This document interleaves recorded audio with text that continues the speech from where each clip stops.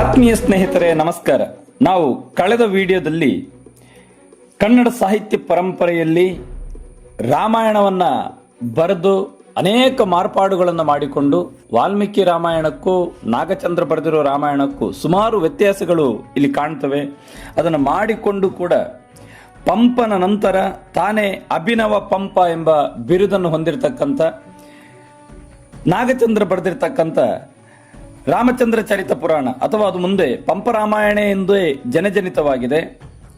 ಆ ಕೃತಿಯಿಂದ ಆಯ್ದ ಕದಡಿದ ಸಲಿಲಂ ತಿಳಿವಂದದೆ ಎಂಬ ಪದ್ಯ ಭಾಗವನ್ನ ಬರೆದಿರ್ತಕ್ಕಂಥ ನಾಗಚಂದ್ರನ ಪರಿಚಯವನ್ನು ಮಾಡಿಕೊಂಡಿದ್ದೇವೆ. ಇವತ್ತು ಅದರ ಮುಂದುವರಿದ ಭಾಗವಾಗಿ ಆ ಕಾವ್ಯ ಭಾಗದಲ್ಲಿ ಏನಿದೆ ಅಥವಾ ದ್ವಿತೀಯ PUCಯ ಪಠ್ಯಪುಸ್ತಕ ಸಾಹಿತ್ಯ ಸಂಪದ ಈ ಪಠ್ಯಪುಸ್ತಕದಲ್ಲಿ ರಾವಣನ ಮನಪರಿವರ್ತನೆಯ ಒಂದು ಹಂತವನ್ನ ಎಷ್ಟು ಸೊಗಸಾಗಿ ಎಷ್ಟು ಸುಂದರವಾಗಿ ನಾಗಚಂದ್ರ ವರ್ಣಿಸಿದ್ದಾನೆ. ಇನ್ನು ಬಹಳ ಮುಖ್ಯವಾಗಿ ದ್ವಿತೀಯ PUCಯ ವಿದ್ಯಾರ್ಥಿಗಳು ಅಂತ ಹೇಳಿದ್ರೆ ಹದಿಹರೆಯದ ಸಮಯದ ಉಚ್ಛ್ರಾಯ ಕಾಲಘಟ್ಟದ ವಿದ್ಯಾರ್ಥಿಗಳು, ಅಂದ್ರೆ 17, 18 ಈ ವಯಸ್ಸಿನ ವಿದ್ಯಾರ್ಥಿಗಳಲ್ಲಿ ಮನಸ್ಸು ಯಾವಾಗಲೂ ಚಂಚಲವಾಗಿರ್ತದೆ, ಅಲ್ಲೋಲ ಕಲ್ಲೋಲವನ್ನ ಸೃಷ್ಟಿ ಮಾಡ್ತಾ ಇರ್ತದೆ. ಇಂಥ ಸಂದರ್ಭದಲ್ಲಿ ನಾವು ತಪ್ಪಾಗುವುದು ಸಹಜ, ನಮ್ಮಿಂದ ತಿದ್ದಿ ನಡೆಯೋನೆ ಮನುಜ ಎಂತಕ್ಕಂಥ ನಾಣ್ಣುಡಿ ಕೂಡ ಇದೆ, ಮಾತು ಇದೆ. ಹಾಗೆಯೇ ರಾವಣನಂತ ರಾವಣನೇ ತಪ್ಪು ಮಾಡಿದಾಗ ಯಾವ ರೀತಿಯ ಪಶ್ಚಾತ್ತಾಪಕ್ಕೆ ಒಳಗಾಗುತ್ತಾನೆ ಎಂಬುದನ್ನ ಈ ಒಂದು ಪದ್ಯ ಭಾಗ ಬಹಳ ಸುಂದರವಾಗಿ ವರ್ಣಿಸಿದೆ. ಆ ಪದ್ಯ ಭಾಗದಲ್ಲಿ ಏನಿದೆ ಎಂಬುದನ್ನ ಇಂದಿನ ವಿಡಿಯೋದಲ್ಲಿ ತಿಳಿಯೋಣ.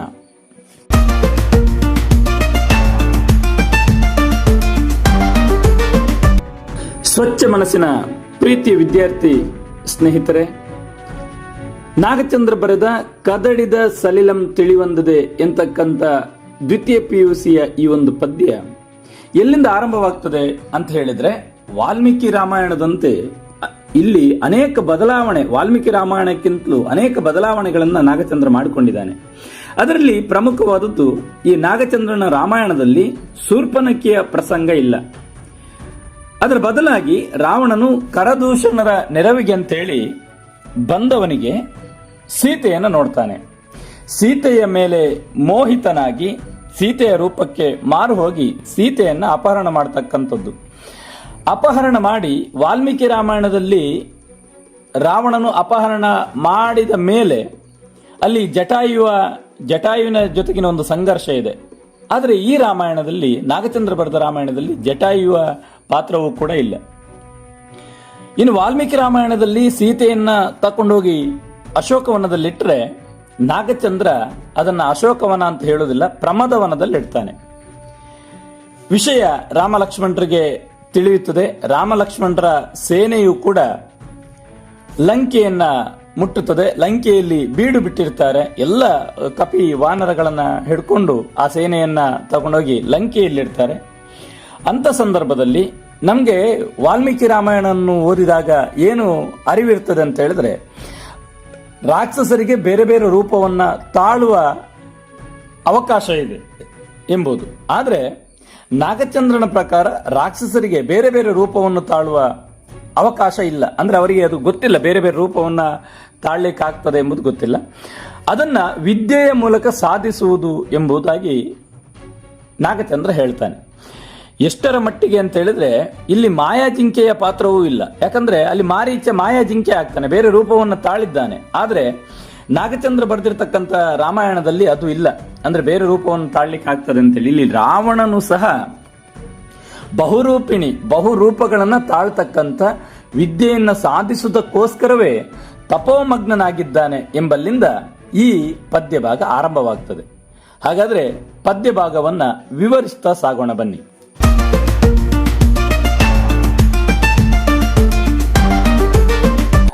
ರಾವಣಂ ಧ್ರುವಮಂಡಲದಂತೆ ಚಲಿಸದೆ ಚಿತ್ತ ನಿರೋಧಂ ಗೈದು ದಿವ್ಯ ಮಂತ್ರದಿಂ ವಿದ್ಯೆಯಂ ಸಾಧಿಸುವುದು. ಅಲ್ಲಿ ರಾವಣಂ ಅಂತಿದೆ, ಅಂದ್ರೆ ಪ್ರಥಮ ವಿಭಕ್ತಿಯ ಪರಿಚಯ ಇಲ್ಲಿ ಆಗ್ತಾ ಉಂಟು. ರಾವಣಂ ಅಂದ್ರೆ ರಾವಣನು ಧ್ರುವಮಂಡಲದಂತೆ. ಈಗ ಇಡೀ ಭೂಮಂಡಲವನ್ನ ನಾವು ಉದಾಹರಣೆಗೆ ತೆಗೆದುಕೊಂಡ್ರೆ ಅದರಲ್ಲಿ ಉತ್ತರ ಧ್ರುವ ಮತ್ತು ದಕ್ಷಿಣ ಧ್ರುವ ಇದು ಚಲಿಸುವುದಿಲ್ಲ, ಅದು ಸ್ಥಿರವಾಗಿರ್ತದೆ. ಇನ್ನು ಕೇಂದ್ರ ಬಿಂದು ಕೂಡ ಚಲಿಸಲಿಕ್ಕೆ ಸಾಧ್ಯ ಇಲ್ಲ. ಈಗ ನಾವೊಂದು ವೃತ್ತ ಹೇಳಿದ್ರೆ ಅದರಲ್ಲಿ ಮಧ್ಯದ ಬಿಂದು, ಕೇಂದ್ರ ಬಿಂದು ಅದು ಚಲಿಸುವುದಿಲ್ಲ, ಅದು ಸ್ಥಿರವಾಗಿರುತ್ತದೆ.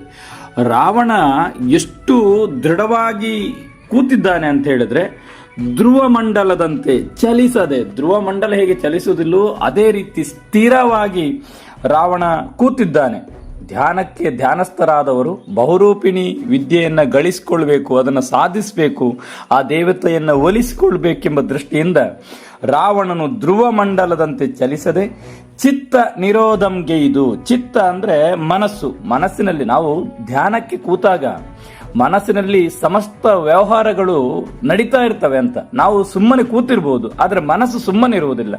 ಅಲ್ಲಿ ಬೇರೆ ಬೇರೆ ವಿಷಯಗಳ ಚರ್ಚೆ, ಗೊಂದಲ ಇಂಥದ್ದೆಲ್ಲ ಆಗ್ತಾ ಇರ್ತದೆ. ಆದ್ರೆ ರಾವಣ ಹೇಗೆ ಕೂತಿದ್ದಾನೆ ಅಂತ ಹೇಳಿದ್ರೆ ಧ್ರುವ ಮಂಡಲದಂತೆ ಕೂತಿದ್ದಾನೆ.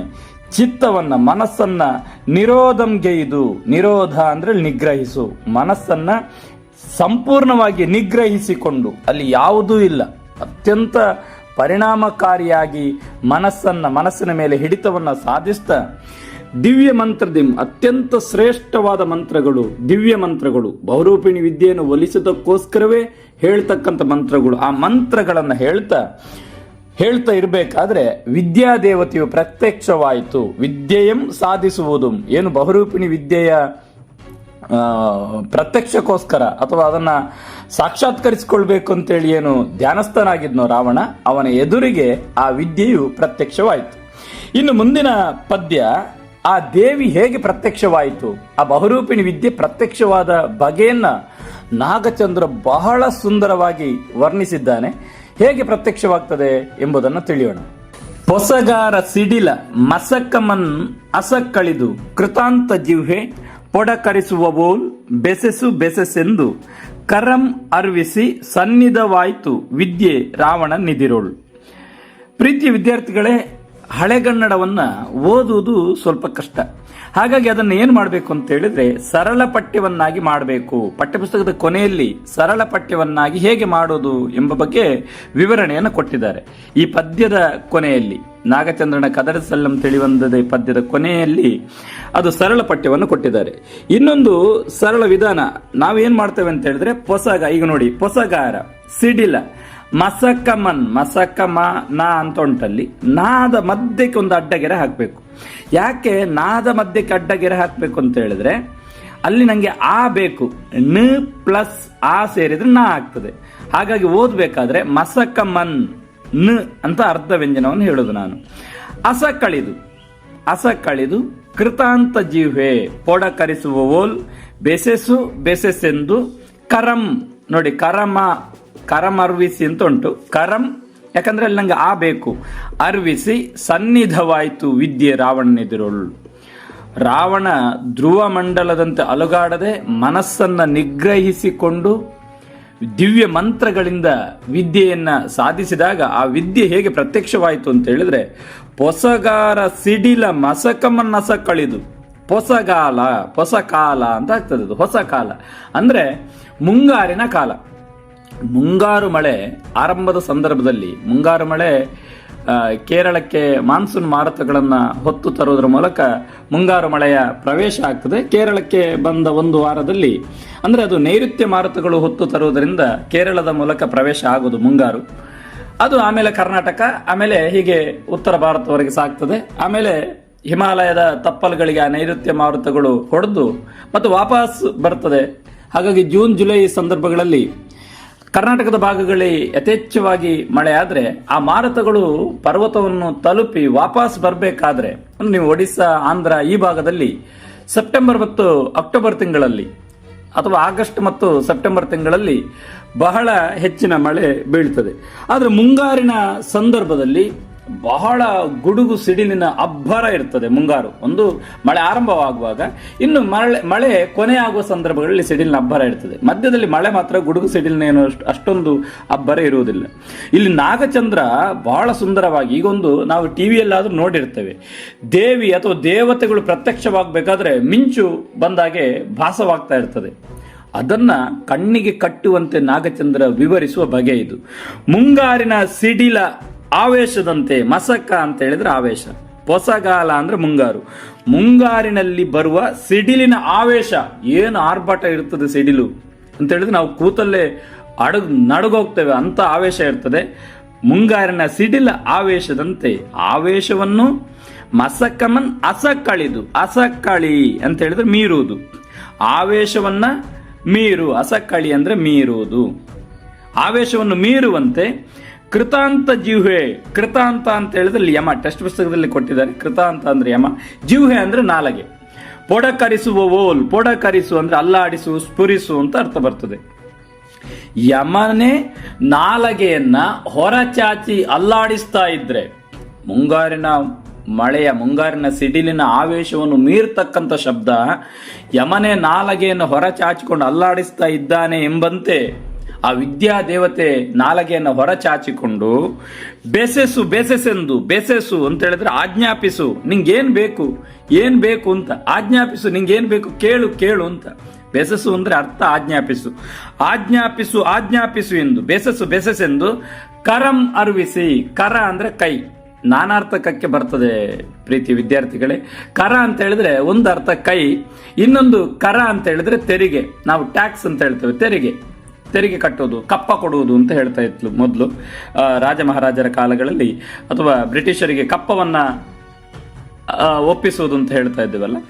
ಇಲ್ಲಿ ತೆರಿಗೆ ಅಥವಾ ಕೈ ನಾನಾರ್ಥಕಕ್ಕೆ, ಇಲ್ಲಿ ಕೈ ಅಂತಲೇ ಅರ್ಥ ಬರ್ತದೆ. ಬೇಸಸ್ಸು, ಬೇಸಸ್ಸೆಂದು ಕರಂ ಅರ್ವಿಸಿ. ಅರ್ವಿಸಿ ಅಂದ್ರೆ ಚಾಚುವುದು ಅಥವಾ ವ್ಯಾಪಿಸು ಅಂತ ಅರ್ಥ ಬರ್ತದೆ. ಕೈಯನ್ನ ಚಾಚಿಕೊಂಡು ಸನ್ನಿಧವಾಯಿತು. ಸನ್ನಿಧ ಅಂದ್ರೆ ಪ್ರತ್ಯಕ್ಷ, ಪ್ರತ್ಯಕ್ಷವಾಯಿತು ವಿದ್ಯೆ ರಾವಣನ ಎದುರೋಳು. ಬಹುರೂಪಿಣಿ ವಿದ್ಯೆ ರಾವಣನ ಎದುರು ಹೇಗೆ ಪ್ರತ್ಯಕ್ಷ ಆಯಿತು ಅಂತ ಹೇಳಿದ್ರೆ, ಮುಂಗಾರಿನ ಸಿಡಿಲಿನ ಆವೇಶವನ್ನು ಮೀರುವಂತೆ ಕೃತಾಂತ ಜಿಹ್ವೆ, ಯಮನೆ ನಾಲಗೆಯನ್ನ ಹೊರಚಾಚಿ ಅಲ್ಲಾಡಿಸುವಂತೆ, ಸ್ಫುರಿಸುವಂತೆ ನಾಲಗೆಯನ್ನ ಚಾಚಿ ಅಲ್ಲಾಡಿಸ್ತಾ ಆಜ್ಞಾಪಿಸು, ಆಜ್ಞಾಪಿಸು, ಬೆಸೆಸು, ಬೆಸೆಸೆಂದು ಆಜ್ಞಾಪಿಸು, ಆಜ್ಞಾಪಿಸು ಎಂದು ಕೈಯನ್ನ ಚಾಚಿ ಪ್ರತ್ಯಕ್ಷವಾಯಿತು, ಸನ್ನಿಧವಾಯಿತು ಆ ಬಹುರೂಪಿಣಿ ವಿದ್ಯೆ ರಾವಣನ ಎದುರೋಳು.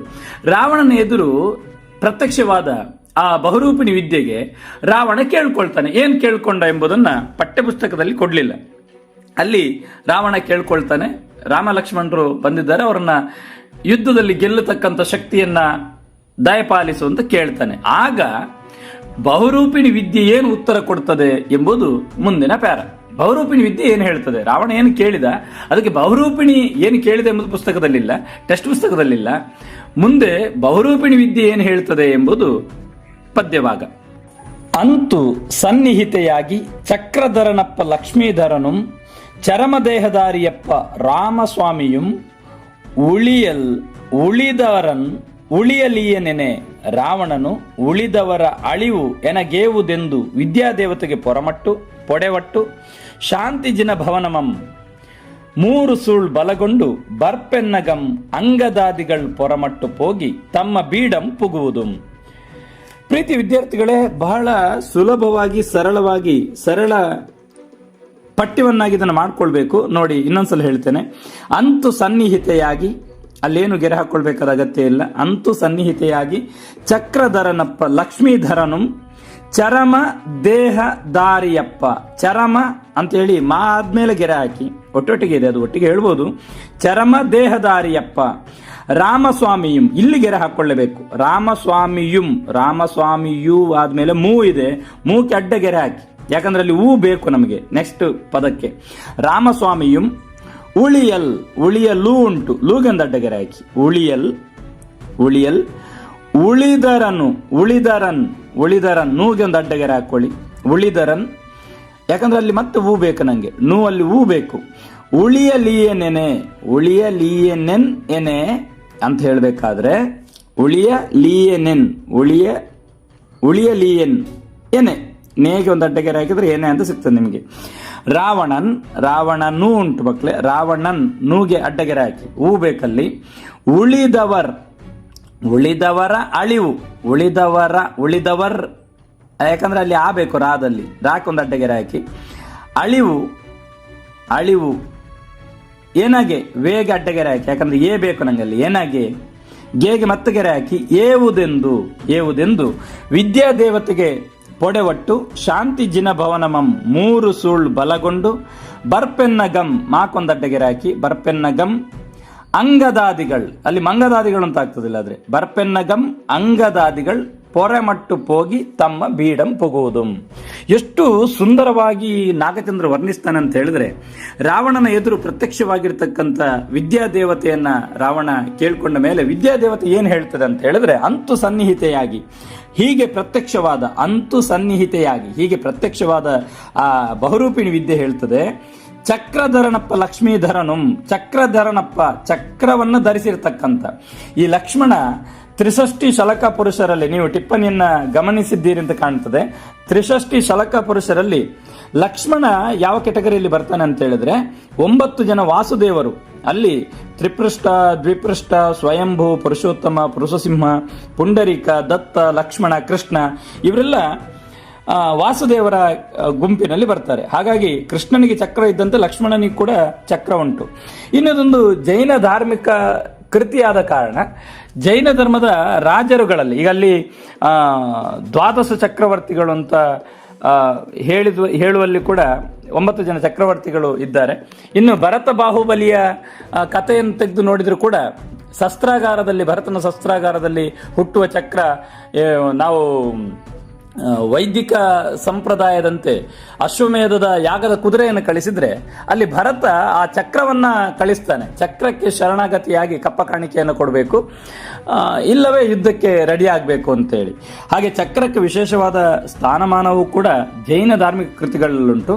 ಇಲ್ಲಿ ಆ ವಿದ್ಯಾದೇವತೆ ಹೇಳ್ತದೆ, ಚಕ್ರಧರನಪ್ಪ ಲಕ್ಷ್ಮೀಧರನಂ, ಲಕ್ಷ್ಮೀಧರ ಅಂದ್ರೆ ಲಕ್ಷ್ಮಣ. ಇನ್ನು ಚರಮದೇಹಧಾರಿಯಪ್ಪ ರಾಮಸ್ವಾಮಿ. ಚರಮ ಅಂತ ಹೇಳಿದ್ರೆ ಚರ್ಮ ಅಲ್ಲ ಮಕ್ಕಳೇ, ಚರಮ ಅಂತ ಹೇಳಿದ್ರೆ ಕೊನೆಯ ಅಂತ ಅರ್ಥ. ಯಾರಾದರೂ ತೀರ್ಕೊಂಡಾಗ ಹೇಳ್ತಾರೆ ಚರಮಗೀತೆಯನ್ನು ಹಾಡಲಾಯಿತು ಅಂತ. ಚರಮ ಅಂದ್ರೆ ಕೊನೆಯ ದೇಹದಾರಿ. ಯಾಕೆ ರಾಮ ಕೊನೆಯ ದೇಹದಾರಿ ಅಂತ ಹೇಳಿದ್ರೆ, ಅವನಿಗಿನ್ನೂ ದೇಹದೊಂದಿಗೆ ಜನನ ಇಲ್ಲ, ಮುಕ್ತಿ ಸಿಗ್ತದೆ, ಆತ್ಮ ಮತ್ತೆ ಪರಮಾತ್ಮನೊಂದಿಗೆ ಸೇರ್ತದೆ ಅಂತ. ಈ ಪುನರ್ಜನ್ಮದ ಕಲ್ಪನೆ ವೈದಿಕ ಮತದಲ್ಲಿದ್ದಂತೆ ಇನ್ನು ಜೈನ ಧರ್ಮದಲ್ಲಿ ಬಹಳ ಸುಂದರವಾಗಿ ಪುನರ್ಜನ್ಮದ ಕಲ್ಪನೆಗಳು ಉಂಟು. ಹಾಗಾಗಿ ಇಲ್ಲಿ ರಾಮನಿಗೆ ಇನ್ನು ಮರುಹುಟ್ಟು ಇಲ್ಲ, ಹಾಗಾಗಿ ಕೊನೆಯ ದೇಹದಾರಿ. ಹೀಗೆ ಪ್ರತ್ಯಕ್ಷವಾದ ಬಹುರೂಪಿಣಿ ವಿದ್ಯೆ ಹೇಳ್ತದೆ, ಚಕ್ರಧಾರಿಯಾಗಿರ್ತಕ್ಕಂಥ ಲಕ್ಷ್ಮಣನನ್ನ, ಕೊನೆಯ ದೇಹಧಾರಿಯಾಗಿರ್ತಕ್ಕಂಥ ರಾಮಸ್ವಾಮಿಯಂ ಉಳಿಯಲ್, ಅವರಿಬ್ರು ಉಳಿತಾರೆ. ಅವರಿಬ್ಬರನ್ನು ನಾನು ಏನು ಮಾಡ್ಲಿಕ್ಕೆ ಆಗೋದಿಲ್ಲ. ನಾನು ಎಷ್ಟೇ ಬೇರೆ ಬೇರೆ ರೂಪವನ್ನು ತಾಳಿದ್ರು ಕೂಡ ರಾವಣ ಅವರನ್ನು ಕೊಲ್ಲಿಕ್ಕೆ ಆಗೋದಿಲ್ಲ. ಅವರಿಬ್ಬರು ಉಳಿಯಲ್, ರಾಮಸ್ವಾಮಿಯಂ ಉಳಿಯಲ್, ಉಳಿದವರನ್ನು ಉಳಿಲಿಕ್ಕೆ ಬಿಡುವುದಿಲ್ಲ. ಬೇರೆ ಎಲ್ಲರನ್ನು ಸಾಯಿಸ್ತೇನೆ ನಾನು, ರಾಮ ಮತ್ತು ಲಕ್ಷ್ಮಣರನ್ನ ಸಾಯಿಸ್ಲಿಕ್ಕೆ ಆಗೋದಿಲ್ಲ ಅಂತ ಹೇಳಿದಾಗ ಉಳಿಯಲಿಯನೆನ್ ಏನೇ ಅಂತ ಹೇಳಬೇಕಾದ್ರೆ ರಾವಣ ಏನ್ ಹೇಳ್ತಾನಂತ ಹೇಳಿದ್ರೆ, ರಾವಣನು ಉಳಿದರ ಅಳಿವು ಎನಗೇವುದು, ಉಳಿದವರ ಅಳಿವು ನಂಗೇನು ಲಾಭ, ಉಳಿದವರ ಸತ್ರೆ ಎಂತ ಪ್ರಯೋಜನ, ನಂಗೆ ಬೇಕಾದ್ದೇ ರಾಮ ಲಕ್ಷ್ಮಣರು ಸಾಯ್ಬೇಕು, ಅವರನ್ನ ಕೊಲ್ಬೇಕು, ಯಾಕಂದ್ರೆ ಸೀತೆ ನನ್ನವಳಾಗ್ಬೇಕು ಅಂತ ಇದ್ರೆ ಅವರನ್ನ ಸಾಯಿಸ್ಬೇಕು. ಉಳಿದವರ ಸತ್ರೆ ನಂಗೇನು, ಉಳಿದವರ ಅಳಿವು ಎನಗೇವುದು. ಆದ್ರೂ ಕೂಡ ರಾವಣ ವಿದ್ಯಾದೇವತೆಯ ಜೊತೆಗೆ ಬೇಸರ ಮಾಡಿಕೊಳ್ಳುವುದಿಲ್ಲ. ಏನು ಆಲೋಚನೆ ಮಾಡ್ತಾನೆ ಅಂತ ಹೇಳಿದ್ರೆ, ಉಳಿದವರನ್ನೆಲ್ಲರನ್ನ ಈ ಬಹುರೂಪಿಣಿ ವಿದ್ಯಾದೇವತೆ ಸಾಯಿಸಿದ್ರೆ ರಾಮ ಲಕ್ಷ್ಮಣರನ್ನ ನಾನು ಸಾಯಿಸ್ತೇನೆ, ಯಾಕಂದ್ರೆ ನಾನು ಬಹಳ ಶಕ್ತಿಯುತವಂತ ಬಲವಂತ, ಹಾಗಾಗಿ ನಾನು ಸಾಯಿಸ್ತೇನೆ ಅಂತ ಹೇಳಿ ವಿದ್ಯಾದೇವತೆಗೆ ಪೊಡೆವಟ್ಟು ನಮಸ್ಕರಿಸಿ, ಪೊಡಮಾಡು ಅಂತೇಳಿ ನಮಸ್ಕಾರ ಮಾಡು, ವಿದ್ಯಾದೇವತೆಗೆ ನಮಸ್ಕಾರ ಮಾಡಿ, ಶಾಂತಿ ಜಿನ ಭವನಮಂ, ಅವ ಎಲ್ಲಿ ತಪಸ್ಸು ಮಾಡ್ತಿದ್ದ, ಎಲ್ಲಿ ಧ್ಯಾನಮಗ್ನಾಗಿದ್ದ ಅಂತ ಹೇಳಿದ್ರೆ ಶಾಂತಿ ಜಿನಾಭವನದಲ್ಲಿ, ಜಿನಾಲಯ, ಈಗ ನಾವು ದೇವಾಲಯ ಅಂತ ಹೇಳಿದ್ರೆ ಜೈನರು ಜಿನಾಲಯ ಅಂತ ಹೇಳ್ತಾರೆ. ಹಾಗಾಗಿ ಆ ಶಾಂತಿ ಜಿನ ಭವನ 3 ಸುತ್ತು ಬಲಗೊಂಡು, ಬಲಬದಿಯಿಂದ ಸುತ್ತುವುದು, ಪ್ರದಕ್ಷಿಣೆ ಅಂತ ಹೇಳ್ತೇವೆ ನಾವು. ಆ ಬಲಬದಿಯಿಂದ ಸುತ್ತಿ 3 ಸುತ್ತು, ಸೂಳ್ ಅಂದ್ರೆ ಸುತ್ತು ಅಥವಾ ಸರದಿ ಅಂತ ನಾನಾರ್ಥಕ ಇಲ್ಲಿ ಕೇಳಿದ್ದಾರೆ ಭಾಷಾಭ್ಯಾಸದಲ್ಲಿ. ಸೂಳು ಅಂತ ಹೇಳಿದ್ರೆ ಸುತ್ತು ಅಂತ ಆಗ್ತದೆ, ಸರದಿ ಅಂತ ಆಗ್ತದೆ. 3 ಸುತ್ತು ಪ್ರದಕ್ಷಿಣೆ ಬಂದು ಬರ್ಪೆನ್ನಗಂ, ಬರ್ಬೇಕಾದ್ರೆ ಏನಾಗಿದೆ ಅಂತಃಪುರದಲ್ಲಿ, ಇವ ಜಿನಾಲಯದಲ್ಲಿ ತಪಮಗ್ನಾಗಿದ್ದ. ಇದೇ ಸಂದರ್ಭದಲ್ಲಿ ರಾವಣ ತಪಮಗ್ನಾಗಿದ್ದ ಸಂದರ್ಭದಲ್ಲಿ ಅಂಗದ ಮತ್ತು ಇತ್ಯಾದಿ ಅವನ ಸೈನಿಕರು, ಅಂಗದಾದಿಗಳು ಇಡೀ ರಾವಣನ ಅಂತಃಪುರಕ್ಕೆ ಬಂದಿದ್ದಾರೆ. ಅಂತಃಪುರವನ್ನ ಸಂಪೂರ್ಣವಾಗಿ ನಾಶಗೈದಿದ್ದಾರೆ, ಸಿಕ್ಕದ್ದನ್ನೆಲ್ಲ ಪುಡಿ ಮಾಡಿ ಹಾಕಿದ್ದಾರೆ. ಈಗ ರಾವಣ ಆ ಶಾಂತಿಜಿನ ಭವನಕ್ಕೆ 3 ಸುತ್ತು ಬಂದು ಬರ್ತಾ ಇರಬೇಕಾದ್ರೆ ಅಂಗದ ಮತ್ತು ಇತರರು ಈ ಅವನ ಅಂತಃಪುರಕ್ಕೆ ಬಂದು ಎಲ್ಲವನ್ನು ಹಾಳು ಮಾಡಿ ಹೊರಟು ಹೋಗಿ ತಮ್ಮ ಬೀಡು ಏನು ರಾಮಲಕ್ಷ್ಮಣರು ಲಂಕೆಗೆ ಬಂದ ಮೇಲೆ ಎಲ್ಲೂ ಬೀಡು ಬಿಟ್ಟಿದ್ದಾರೋ ಆ ಬೀಡಂ ಪೊಗುವುದು, ಆ ಬೀಡಿಗೆ ಹೋಗಿ ಆಗಿದೆ. ರಾಮಲಕ್ಷ್ಮಣರು ನೆಲೆ ನಿಂತಂತ ಬೀಡು, ಆ ನಿವಾಸಕ್ಕೆ ಅಂಗದಾದಿಗಳು ರಾವಣ ಇಲ್ಲದೆ ಇರುವ ಸಂದರ್ಭದಲ್ಲಿ, ಅವ ಶಾಂತಿಜಿನ ಭವನದಲ್ಲಿ ತಪೋಮಗ್ನಾಗಿದ್ದ ಸಂದರ್ಭದಲ್ಲಿ ಅಂತಃಪುರಕ್ಕೆ ಬಂದು ಎಲ್ಲವನ್ನ ನಾಶ ಮಾಡಿ ಪುಡಿಗೈದು ಅವರು ತಮ್ಮ ಬೀಡನ್ನ ಹೋಗಿದ್ದಾರೆ. ಈಗ ರಾವಣ ಅಂತಃಪುರಕ್ಕೆ ಬರ್ತಾನೆ, ಬಂದು ಏನಾಗಿದೆ ಏನ್ ಮಾಡ್ತಾನೆ ಅಂತ ಹೇಳುದು ಮುಂದಿನ ಪದ್ಯದ ಕಥಾವಸ್ತು ಮಕ್ಕಳೇ. ಅದನ್ನ ಮುಂದಿನ ವಿಡಿಯೋದಲ್ಲಿ ನೋಡುವ ಅಂತ ಹೇಳ್ತಾ ಇಷ್ಟೊತ್ತು ಬಹಳ ಸುಂದರವಾಗಿ ಆಲಿಸಿದ ನಿಮ್ಗೆಲ್ರಿಗೂ ಕೂಡ ಪ್ರೀತಿಪೂರ್ವಕ ಧನ್ಯವಾದಗಳನ್ನ ಸಮರ್ಪಿಸ್ತಾ ಇದ್ದೇನೆ. ನಮಸ್ಕಾರ.